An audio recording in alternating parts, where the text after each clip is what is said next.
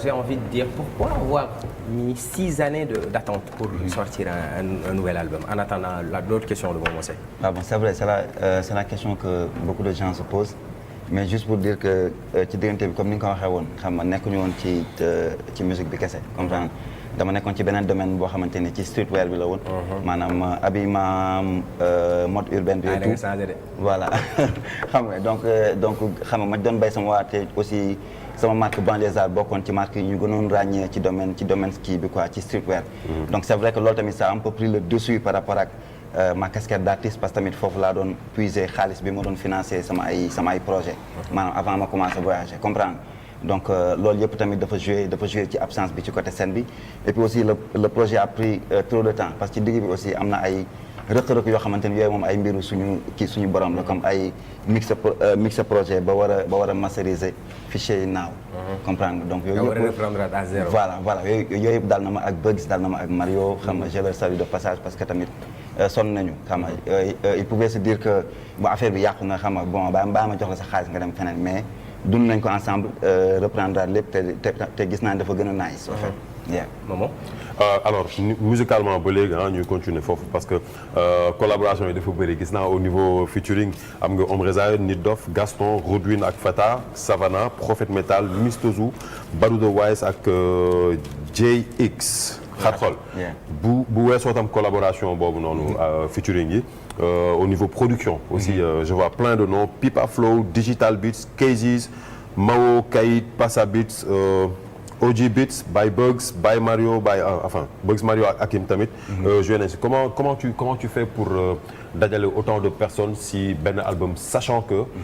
album peut-être benn couleur lay am musicale la plupart du temps et que ñii kenn ku si nekk bokkuloo couleur musicale ak sa morom. waaw bon je pense que des fois bëgg tamit di tijji ay yeneen horizon parce que tey jii album par exemple album bu benn nit kese defar. ak album boo xamante ni ku ci nekk dafa ñëw indi ci toucham.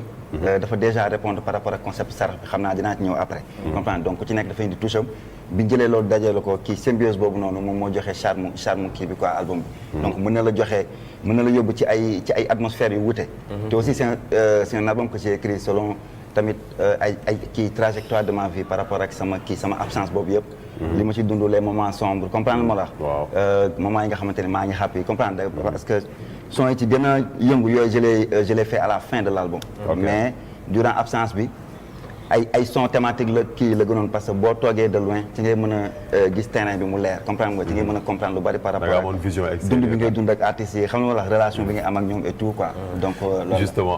justement ñu ñëw par rapport ak li nga wax léegi nii conceptu sarax bi vu qu'on y est ñu dugg si nga expliquer ñu tuuti ce que c'est exactement. ok waaw bon je pense que sarax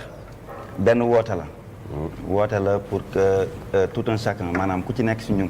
indi sa astuur jëlee ko ci nekk bi indi ci ëtt bi ñu jël lépp dajale ko pour Sénégal mën a dox léegi moo xam ci ay jikko la moo xam ci comportement la comprendre moo xam ci jëf moo xam ci professionnalisme et tout maanaam que tout un chacun s'y mette léegi xeebuñu ci kenn nag xam nga commençant ci gardien bu bâtiment bi ba ci gardien de la constitution comprendre ku ci nekk na indi yëfam bu kenn xeeb ça me rappelle last MC Mr L'éléphant wax ju baax sarax la waaw li may wax sarax xam nga tamit wax ju baax sarax la aussi ñi war a déglu bu ñu dégloo ñay jàngale dinañ mën a jëriñ ñu bari comprendre mais bu ñëpp dajaloo ñi war a déglu di wax wala ñi war a wax di déglu après day indi comme genre màggal bu tas maanaam day xaw a jaxasoo comprendre donc ñi war a wax nañuy wax ñiy gëstu di mën a jëriñu ña xamul jàngiwaat ñay jottali tey comme ça njëriñ ñu mën a jëriñ askan bi yëpp quoi. Rescapé pendant 6 ans daanaka tu n'étais pas trop présent. wax nga ko sànq avec le recul nga liggéey ay affaires yu bari mais da nga ñëw ci moment bu nga xamante ni hip hop bi quand même da nga fi fekk game bu difficile parce que da nga ñëw peut-être les réalités sont tout autres gis nañ fi ay jeunes yu nga xamante ni fi mu ne nii mag ñi fi ne sax dañoo am problème waxuma laa ko absenté lu yàgg c'est-à-dire foqati mbir mi ci seen ay loxo day jafe quand on va à Omzo Dollar ni mu def avant-hier place du souvenir ay plus de 2000 places nga dem feneen fekk fa Akhlou Brick Dip Doundou Guiss de l'autre côté Ngaaka Blindé nekk fii Express ñeneen ak ñeneen des jeunes qui sont là et qui en veulent vraiment est-ce que dina yomb pour yow nga mën a am lu nga xamante ni mooy sa part ci li nga xamante ni moom la ñuy wax game bi waaw question bu ma neex la mais nag je te dirais juste que sama album moom mooy nekk réponse su question boobu peut-être bon là on n'a pas eu le temps de se l'écouter album pour mën a xam comprendre nga la te puis aussi il y a une chose maanaam géej gi yaatu na ku ci nekk sa wërsëg rek ngay lekk comprendre nga la li ci ëpp solo mooy def li nga war a def na nga ko war a defee def ci promo bi war li ci des nag après quant à mbooloo bu la topp ak yooyu loolu mbirum suñu kii borom parce que gis nga fi bataille par exemple ñu naan li ma la jox exemple bu ndaw ci côté lamb ñu ne noonu mbër bi bu aay na mais soit mu amul bayra wala soit amul kii comprendre nga la mais li wétu woon mooy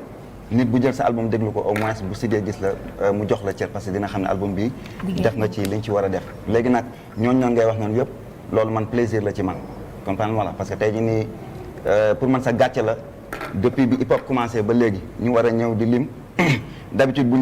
ñuy lim hip hop à l'international bon il te donne juste 5 noms PBS Daara J Pifras yooyu noonu kërëb donc quand des jeunes viennent pour renverser la tendance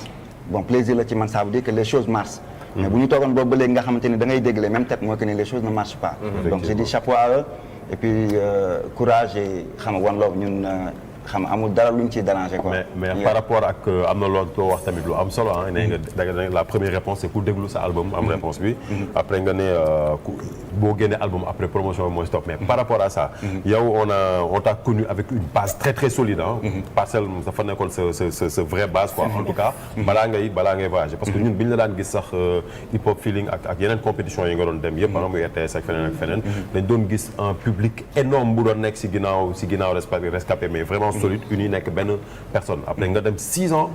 public boobu gisuñu la est-ce que tu penses pas que dina ko affaiblir tuuti par rapport ak gars yi doon Coro doon wax léegi nii ñoom seen promo tamit seen public moo ko yor boo seetee ba seet du ñoom ñoo ko yor mais ils communiquent beaucoup avec leur public et c'est le public qui à son tour aussi fait de la communication au niveau de beneen public pour capter leen quoi si produit boobu waaw non comprendre naa li nga wax c'est vrai que aussi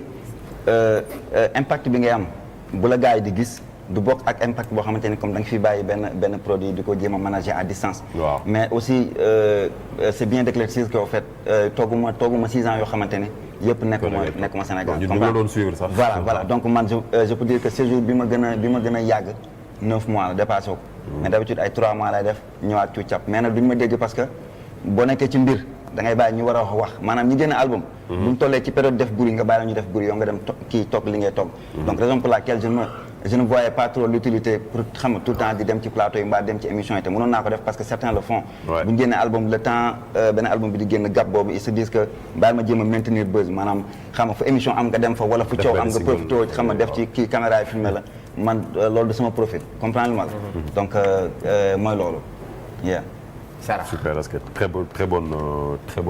réponse. Astou Dione, Pape Djibril, des questions?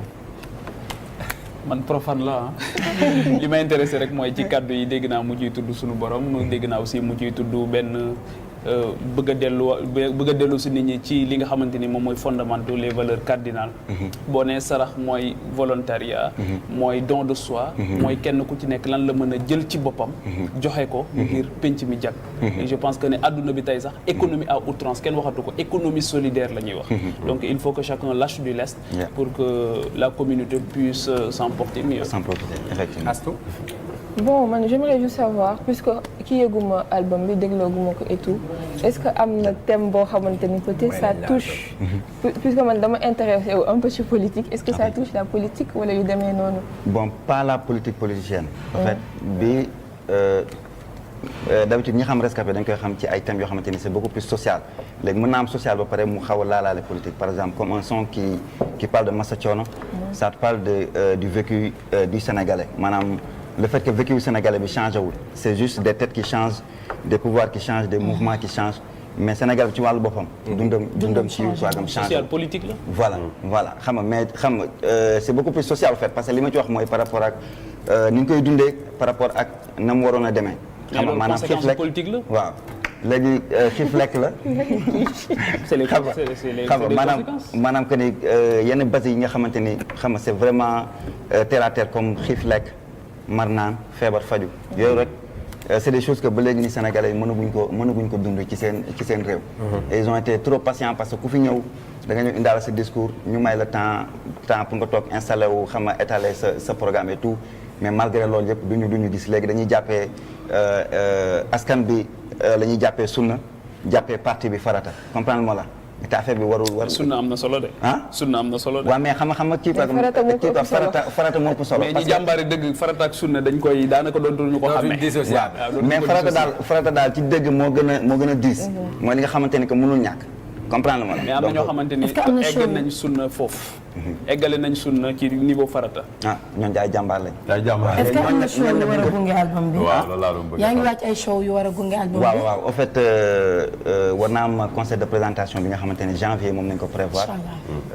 y a aussi